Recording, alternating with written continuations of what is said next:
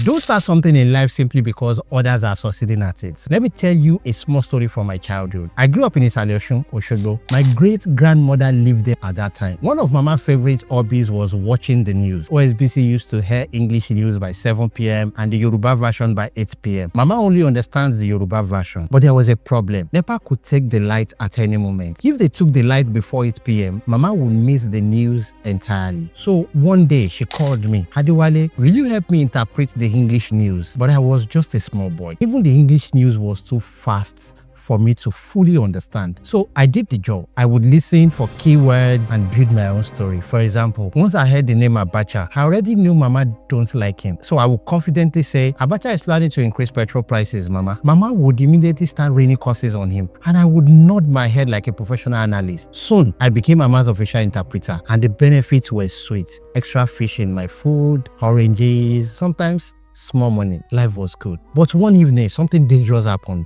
I had finished interpreting my usual creative version of the news, and NEPA refused to take the lights. The lights stayed on till 8 p.m., which meant Mama would now watch the real Yoruba news and discover that the English news I interpreted was complete nonsense. I had to act fast. I ran outside and started turning the antenna bamboo pole. The station scattered instantly. Mama called me to adjust it properly. I kept turning nonsense until the news time was over. Crisis averted. From that day, anytime the same situation was about to repeat itself, I used the same strategy. But on many days that she didn't call me to come and interpret the English news, she would enjoy our Yoruba news. Now, there was another character in the story. His name was Shola, a family friend who came to visit us during the holiday. He was my age. Shola observed everything. He saw how Mama treated me well. He also knew my interpretation were mostly rubbish. One evening, Shola decided to replace me. He positioned himself confidently beside Mama and began interpreting the English news. Just like me, he started manufacturing the stories. But Shola had one problem. He learned the interpretation. He did not learn the secrets. Unfortunately for Shola, NEPA did not take the light that day. 8 p.m. came. Mama watched the Yoruba news. Everything Shola said was exposed as a lie. That was the day Shola's career ended. Mama chased him away like a political analyst who lost credibility. Till today, Shola still wonder why I was never caught. But Shola made the mistake many people are making today. He copied the surface success. He did not copy the hidden system. Today, many people start business because someone else is succeeding at it. They see the photographer posting beautiful wedding photos, but they do not see the night he almost collapsed because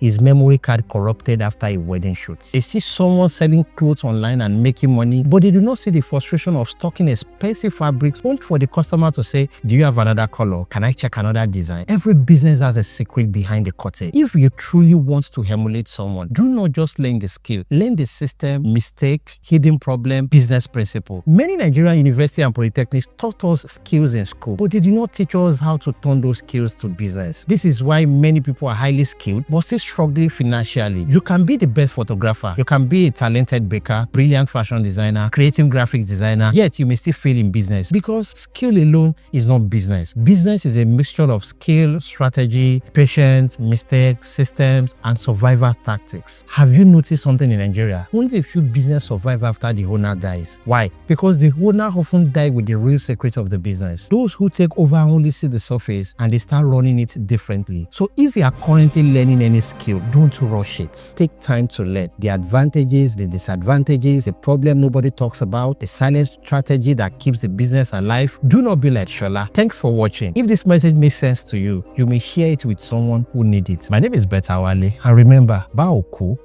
Ishe Otan. See you on the next podcast.